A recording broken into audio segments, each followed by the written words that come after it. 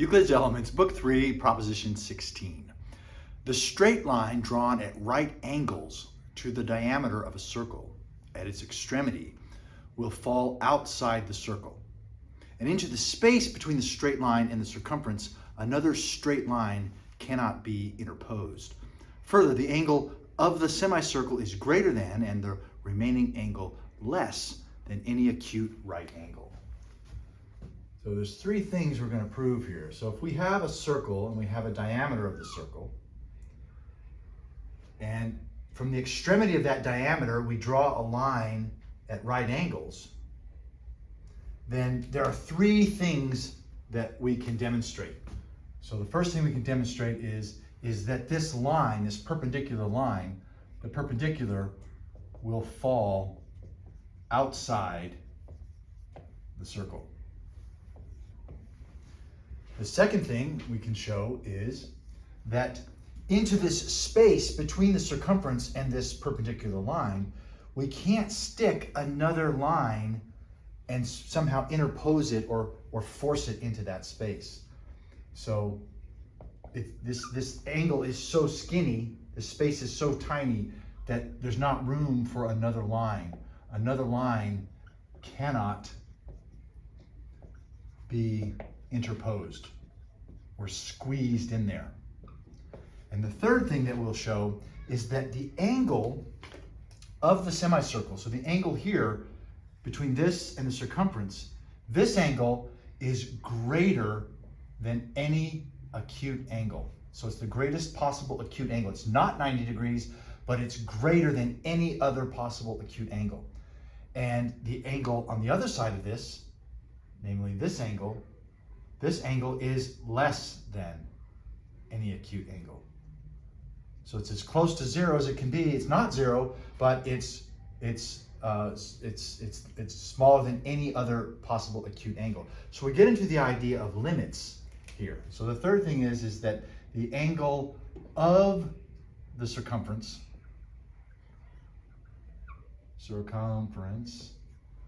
is greater than any right angle, and the angle outside the circumference of what we call this horn angle, or this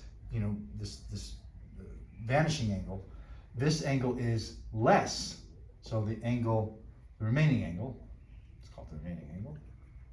The remaining angle is less than any acute angle. So this is greater than any acute angle, and this is less than any acute angle. There we go. That's what we want to say. So those are the three things that we'll prove, and we do all three of them with a proof by contradiction. So this prop is interesting because it has three proofs by contradiction. So the first one is that this line falls outside the circle. So that's what we're going to say. I say it falls outside the circle. If not, then it falls inside the circle. There's actually two possibilities. It can fall inside the circle, that's possibility one, or it can fall on the circle, on the circumference. If it doesn't fall inside or on the circumference, then it has to fall outside by there's only three possibilities. If we eliminate two of them, then the last one has to be the remaining possibility. So let's assume for the second that this straight line, so let's have some points here. We'll call this A, we'll call this B, we'll call this C. All right, so let's assume that BC doesn't fall outside the circle the way we've drawn it. Let's assume that it falls somehow inside the circle, like this. So let's have BD. So now we're going to say BC, instead of falling like this, is going to fall like this. But it's still going to be at a right angle. All right, so we have our center here. We'll call this, I guess, E. And we can connect DE. And we have two, this is a radius, and this is a radius. And we know the radii of any circle are identical. So we have an isosceles triangle. We know the base angles of an isosceles triangle are equal. So we know that book 1, prop 5 says that the base angles of an isosceles triangle are equal. Therefore, angle EDB right, is equal to angle EBD. And they're both right angles, right? This is a right angle, therefore this is a right angle. Well, what's the problem with that? Well, Book 1, Prop 17 says any two angles in a triangle have to be less than two right angles. You can't make a triangle where you have two angles equal to two right angles. Their legs won't meet. So you can't form a triangle. So this is an impossibility. So if both of these are right angles, then we fall afoul of this prop and we can't have a triangle. Therefore, this is absurd. Prop 17 says this would be an absurd situation, and therefore we have to reject the assumption. Therefore, it cannot fall inside. We have to reject that. Okay, well, maybe it doesn't fall inside, right? Maybe it falls on the circumference. Maybe it just falls like this. I'll kind of draw it here in blue. Maybe it just falls like this. So it's a perpendicular and it falls on the circumference. Well, that leads to the exact same problem.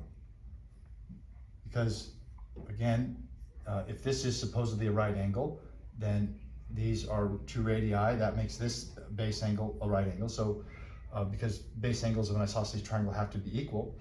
And then we have the same situation as Prop 17 before, where we have this absurdity. So it's a very similar proof of absurdity, but it means that it can't fall, not only can it not fall inside the circle, it can't fall on the circumference of the circle. Well, if it can't fall inside or on, then the only place it has to fall is outside the circle. So the perpendicular will fall outside the circle. So we've proven our first point there. All right, the next part says that we cannot interpose another line.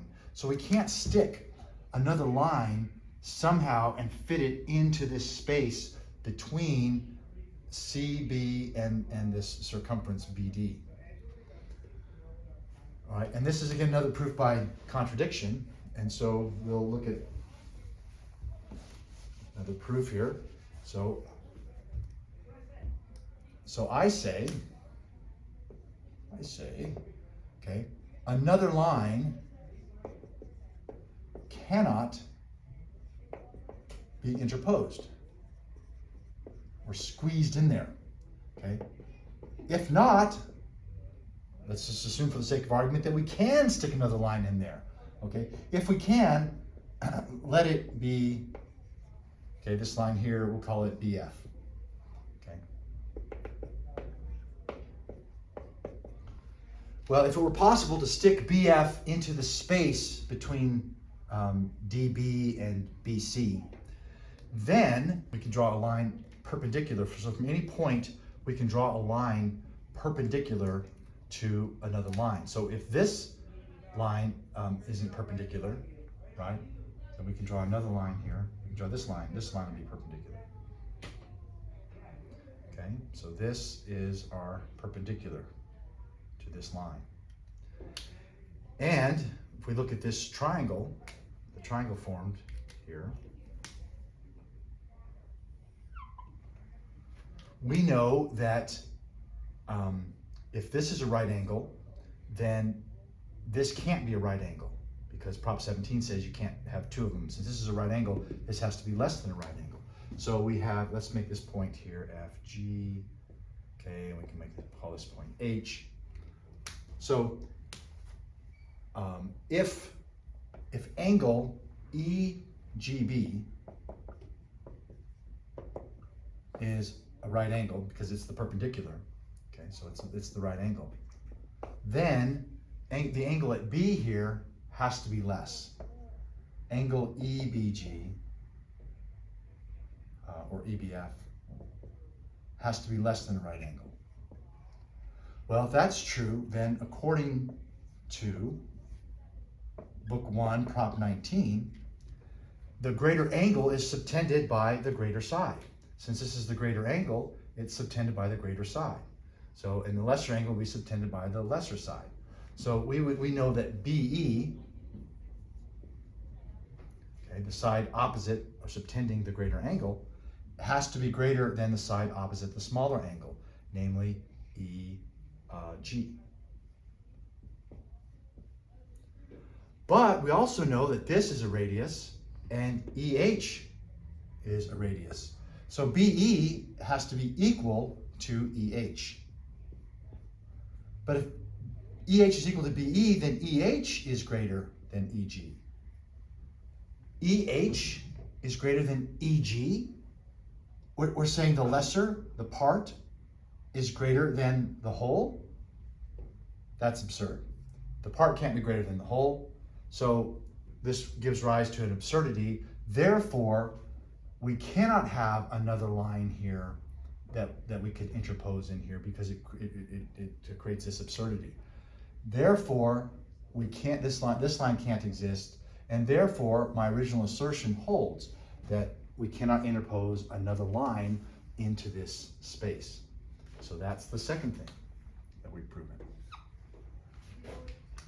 So now we just have to look at the final thing that we can want to prove, and that is that the angle in the semicircle, so this angle between this and the circumference, the angle in the semicircle or of the semicircle, it's greater than any acute angle. And the remaining angle is less than any acute angle. So this angle going this way is less than any acute angle. And if that weren't the case, so again, another proof by contradiction. So we're going to say, I say, that angle EBD is greater than any acute angle. If not, then there is an angle bigger than that. So there would be an angle that would go further than that, say to here. And if that were true, then there would be some space. There would be some space between this angle and this angle. And into that space, right, we would be able to interpose a line. So if there were any space at all that could be bigger than this, then we could shove a line in there. Or another way to think about it is that if this angle here had any space at all, then we could divide that space into smaller spaces with the addition of this line. But as we saw, we cannot interpose another line in there. Therefore, there cannot be an angle bigger than this angle, or an angle smaller than this angle. Both of those would go against, would create an absurdity against the second part of our proof. Therefore, we go back to our original assertion that EBGD is the largest possible acute angle, and this angle here, this horn angle, CBD, is smaller than any acute angle. And so that must be true as well. So since we proved all these two things, we're nearly done, but from this, there's a corollary or a porism that is kind of manifest. And that porism is that if we draw a line perpendicular to the extremity of a diameter, then it touches. So the perpendicular drawn at the extremity of a diameter touches the circle. So this line CB is a touching line. It touches the circle at point B. So that's an interesting porism that we'll use down the road. So now, having proved all of those, I guess all four of these things, we can conclude our proof with QED.